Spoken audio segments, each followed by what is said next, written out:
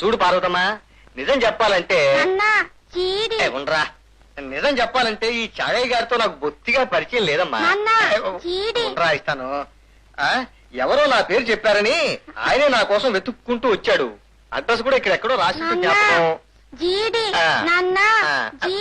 ఉండరా, ఊరికే జీల పక్కలకి తగులుకున్నావు. జీడి జీడి అంటున్నావు. పట్టుకెళ్ళు, వెళ్ళు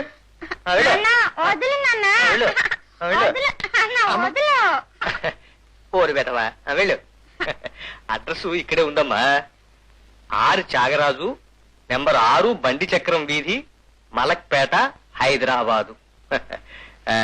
ఆయన శ్రీమంతుడు కదా, ఈ అడ్రస్ కాగితం తీసుకెళ్తే ఎవరైనా చూపిస్తారు. వెళ్ళిరా అమ్మా. మంచి అమ్మాయిని, అల్లుడి గారిని, ముఖ్యంగా త్యాగయ్య గారిని మరీ మరీ అడిగాని చెప్పమ్మా.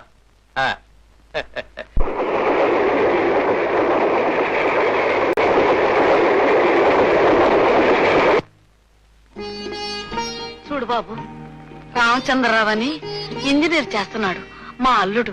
అతని ఇల్లెక్కడ బాబు? ఏమన్నా తెలియదు.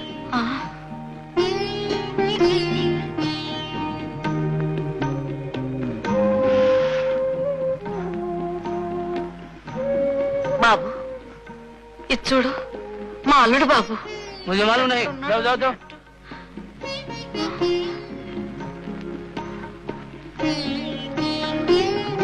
గురుగారు, ఈ రోజు పేపర్ చూసి విశేషాలు ఒకసారి చెప్పండి.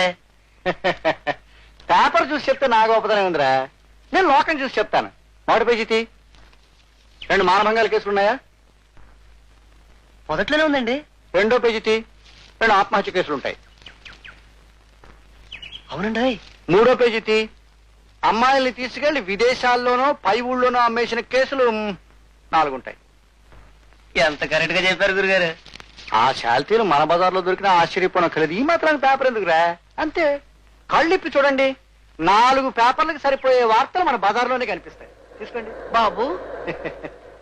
ఏమ్మా, తప్పుపోయిన కూతురు వెతుక్కుంటూ వచ్చావా, తప్పటడుగు వేసిన కొడుకును వెతుక్కుంటూ వచ్చావా? మా అల్లుడిని ఎత్తుక్కుంటూ వచ్చాను బాబు.